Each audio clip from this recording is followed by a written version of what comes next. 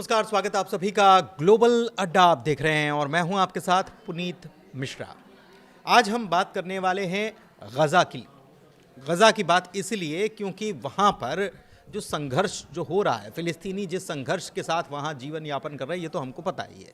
IDF लगातार अपना operation चलाए हुए, लेकिन इस बीच जिक्र आ रहा है सुमुद फ्लोटिला का, ग्लोबल सुमुद फ्लोटिला। अब ये क्या चीज़ है और इसमें अपडेट क्या है? क्या इजराइल की सेना या इजरायली फोर्स जो है उसका सामना कुछ और देशों की सेनाओं से हो रहा है? और अगर हो रहा है तो क्या भिड़ंत की स्थिति बन रही है? अगर ऐसा होगा तो इजराइल क्या कर सकता है और क्या ये चीज़ें और बड़े स्तर पर जा सकती हैं? मतलब मामला अब बहुत ऊपर जा चुका है। ऐसा नहीं है कि गाज़ा में केवल आईडीएफ जो है वो कार्रवाई कर रही है, इससे ज़्यादा ऊपर जा चुका है। कैसे जा चुका है, क्या हो रहा है, कौन कौन इसमें है, फ्लोटिला की जिसकी हम बात कर रहे हैं, ये सारी चीज़ें समझेंगे। मेरे सहयोगी अंकुर जी मेरे साथ मौजूद हैं। सर, ग्लोबल सुमुद फ्लोटिला, एक नया टेंशन भी क्रिएट इससे हो रहा है और मदद के नाम पर ये सब हो रहा है, लेकिन इजराइल ने कह दिया है कि आना मत वरना खैर नहीं। बताइए सर। देखिए, ये पुनीत 44 करीब देश हैं जो चाहते हैं कि जो गज़ा के लोग हैं उन तक खाने पीने की चीज़ें पहुँचे, क्योंकि गज़ा में जो हालात हैं वो काफ़ी दुख देने वाले हैं, क्योंकि काफ़ी लोग भूखमरी का शिकार हैं, बच्चे ख़ास तौर पर बीमार लोग हैं जिनके पास दवाइयाँ नहीं हैं। तो ऐसे काफ़ी लोग हैं जिनको मदद की दरकार है। अब ये मदद कौन कर रहे हैं? दुनिया भर में ऐसे इंसानियत पसंद काफ़ी लोग होते हैं जो मजहब से ऊपर इंसानियत को रखते हैं, जो देखते हैं कि अगर किसी इंसान का दुख या दर्द है तो वो उसका भी है। तो ऐसे कुछ लोग हैं, कुछ संगठन हैं जिसमें ग्रेटा थर्नबर्ग भी शामिल हैं और नेल्सन मंडेला के पोते शामिल हैं, और तमाम दुनिया में जो इंसानियत पसंद लोग हैं वो चाहते हैं कि गज़ा के लोगों तक खाने पीने की चीज़ें पहुँचे, दवाइयाँ पहुँचे, पीने का साफ़ पानी पहुँचे। तो ये उनका एक तरह से इसको नाम दिया गया है सुमुद।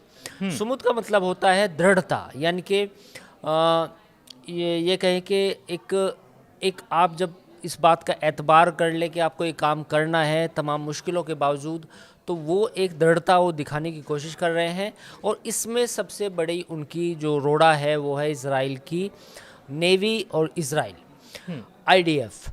अब मसला क्या है? आईडीएफ को लगता है कि ये जो लोग यहाँ पे आ रहे हैं ये बेसिकली एक लेफ्टिस्ट माइंड के लोग हैं, कुछ फंडेड हैं, और इनकी शक्ल में ये हमास को वापस फिर से अपना पैर जमाने का मौका मिल सकता है।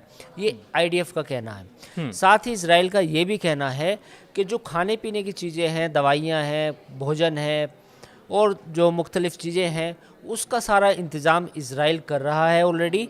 तो गज़ा के लोगों को और चीज़ों की दरकार नहीं है, ये इजराइल दावा करता है, लेकिन हकीकत इसके उलट है। तस्वीरें आ रही हैं, भूखमरी के शिकार छोटे छोटे बच्चे जो हैं वहाँ पर अपनी जान गंवा रहे हैं, और बच्चे ही क्या, बड़े बड़े लोग भी अपनी जान गंवा रहे हैं भूखमरी की वजह से। लेकिन इस बीच ये सहायता जो है इसमें सेना का रोल, क्योंकि इटली ने नेवल शिप अपना भेज दिया 2007 से, इजराइल ने वो बंद करके रखा है रास्ता, इसके बारे में ज़रा बताइए। देखिए, इससे पहले ग्रेटा थर्नबर्ग एक अपनी बोट से आई थी, आपको याद हो पुनीत, तो उस बोट को इजराइल की नेवी ने घुसने ही नहीं दिया।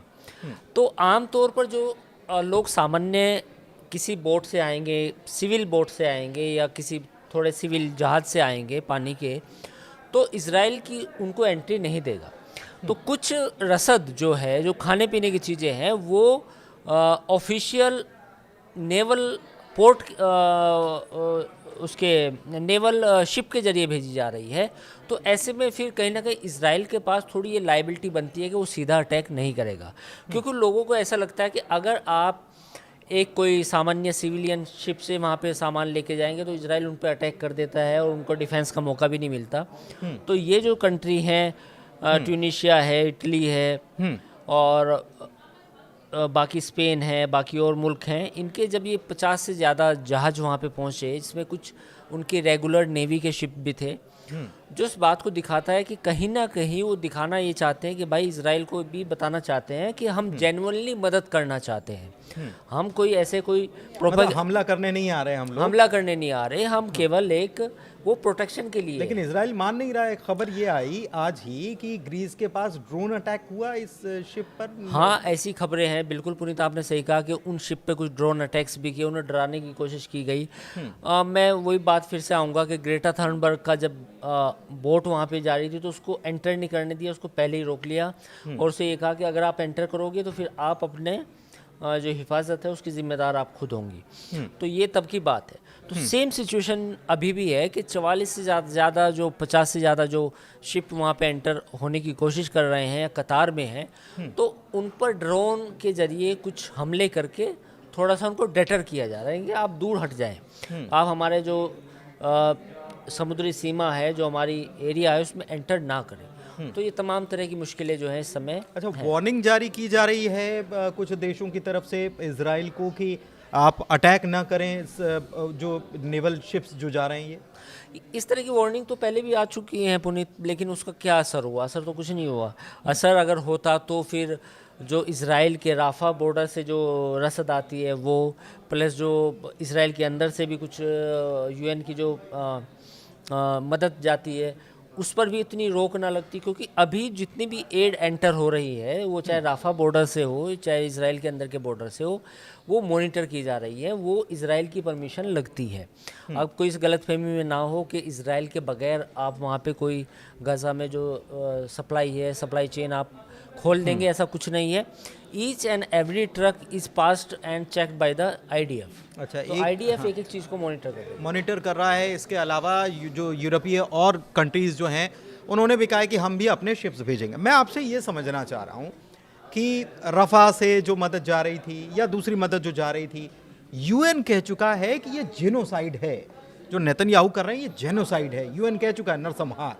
तो उसके बावजूद भी इतने तमाम मुल्क मिलकर के भी वहाँ पर रसद या राहत की सामग्री पहुँचाने में नाकाम क्यों हो पा रहे हैं? क्या इजराइल इतना ताकतवर है या अमेरिका और इजराइल का गठजोड़ इतना ताकतवर है कि ये नहीं हो पा रहा है? इसका सवालों में ही जवाब है। पहली बात तो ये है कि इजराइल और अमेरिका का जो गठजोड़ है वो ताकतवर है, इसमें कोई दो राय नहीं है। अमेरिका अगर जिस दिन इजराइल के पीछे से हाथ खींच लेगा तो उसने इजराइल के लिए दिक्कत होगी। दूसरी बात जो आप कह रहे हैं कि एड क्यों नहीं पहुंच पा रही, मिस्र है, जॉर्डन है, टर्की है, तमाम मुल्क हैं, फ्रांस है, ब्रिटेन है, जो खुल के मुखालफत कर रहे हैं इजराइल की। देखिए, ये एक मिलिट्रीली ऑपरेशन है, वहाँ पर इजराइल और हमास एक जंग में है। जंग के माहौल में अगर आप कूदते हैं तो उसका एक साइड इफ़ेक्ट सीधा होगा कि आपके खिलाफ भी मोर्चा खोला जा सकता है। तो अगर टर्की सपोज करो इस बात को लेकर गुस्सा हो कि भाई आप राहत नहीं पहुंचाने दे रहे और इजराइल पर बमबारी करे, तो इजराइल उसको अटैक मानेगा, तो इजराइल वापस टर्की पे अटैक कर सकता है। जॉर्डन अगर यही समझे कि भाई, लेकिन सवाल ये मैं ये कहना चाह रहा हूँ कि गज़ा तो इजराइल का हिस्सा नहीं है ना। आप सैन्य ऑपरेशन चला रहे हैं, लेकिन गज़ा इजराइल का हिस्सा ना होने के बावजूद वहाँ पर रसद पहुँचाने में इतनी मुश्किलात पेश आना, ये क्या बता रहा है?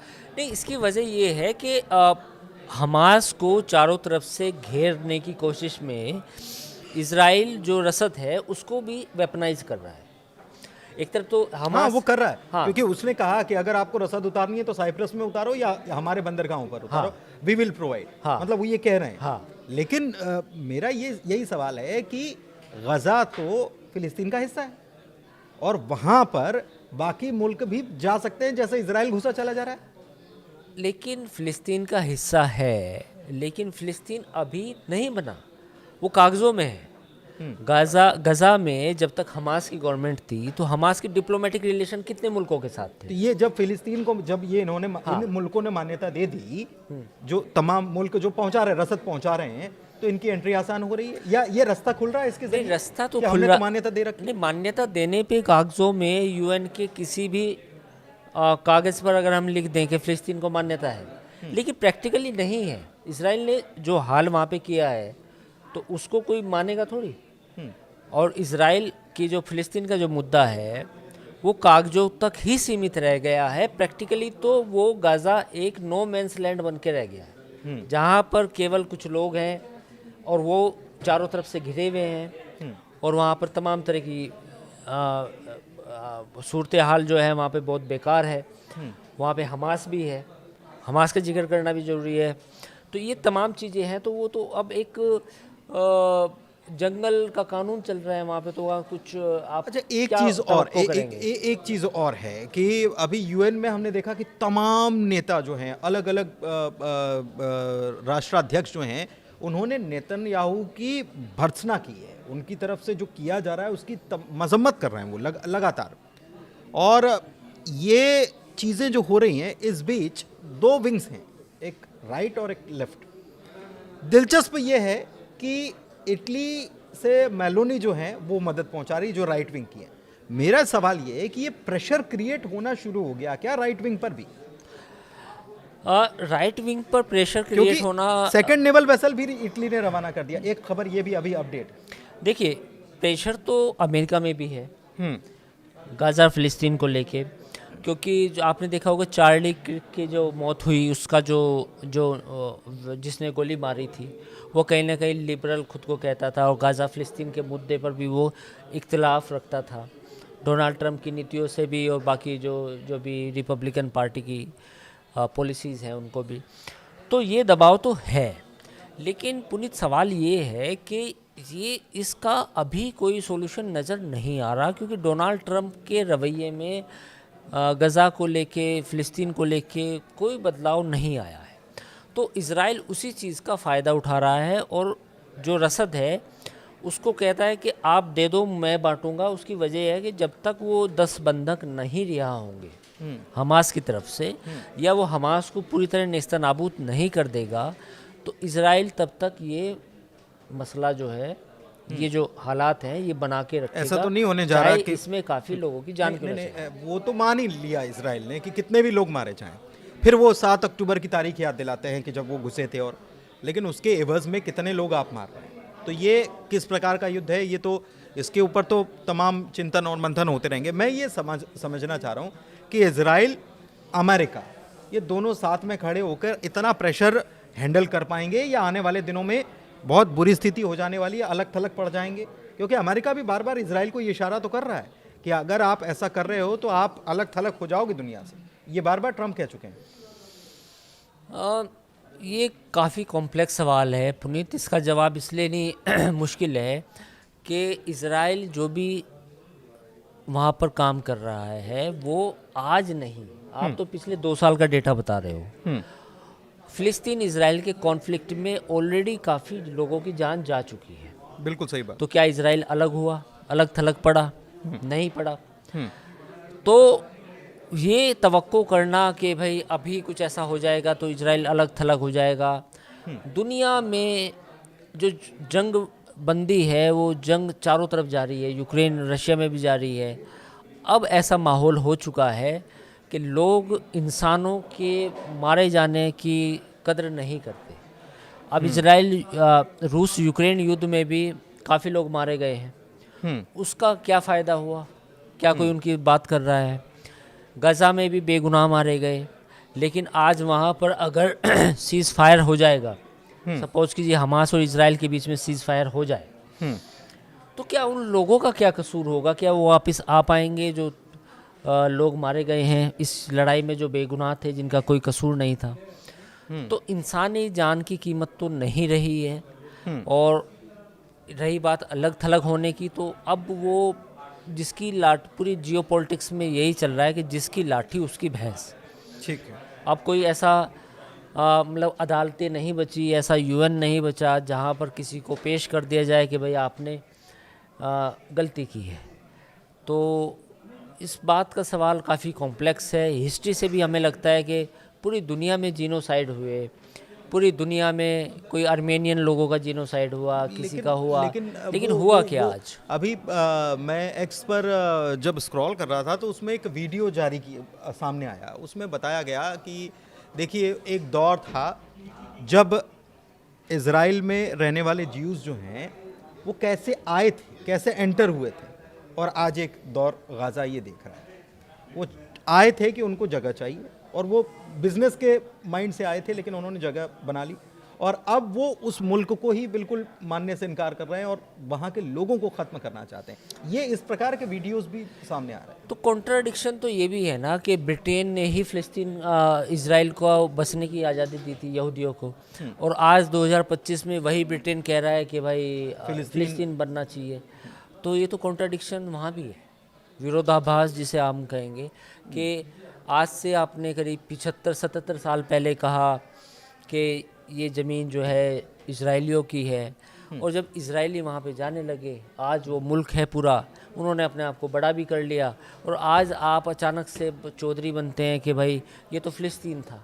बीज तो आपने ही बोए थे, ये जो इजराइल का बीज है तो आपने ही बोया था। समझ में आ रहा है, क्योंकि ग्रेटर इजराइल का नक्शा भी सामने बार बार रखा जा रहा है। एक चीज़ और आपको बता दें कि एक अपडेट और है, 5 नॉर्डिक कंट्रीज़ जो हैं, Denmark, Finland, Iceland, Norway, Sweden, Netanyahu इसका एयर स्पेस इस्तेमाल नहीं कर पा रहे हैं।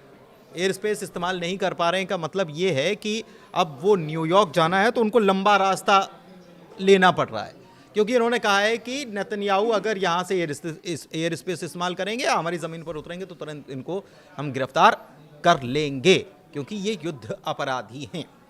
तो कुल मिलाकर चर्चा को यहीं विराम देते हैं। कैसा लगा वीडियो, चर्चा कैसी लगी, ज़रूर बताइएगा। ग्लोबल अड्डा को प्यार देते रहिए। बहुत धन्यवाद।